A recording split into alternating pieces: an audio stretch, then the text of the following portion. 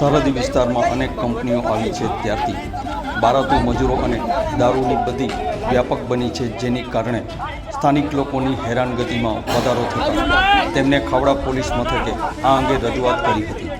બન્ની પશ્ચિમ અધિકાર મંચ દ્વારા ખાવડા પોલીસ સ્ટેશનને અધિકારીને આવેદનપત્ર આપી દારૂની બંધી ડામવા અંગે માંગ કરવામાં આવી છે, જેમાં સ્પષ્ટ ઉલ્લેખ કરાયો છે કે ખાવડા વિસ્તારમાં આવેલી નમકની કંપનીઓ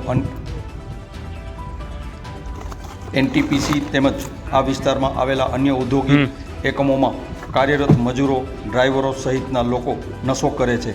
આ વર્ગના કારણે સ્થાનિક સંસ્કૃતિ અને લોકો પર ખૂબ જ નકારાત્મક અસર જોવા મળી રહી છે.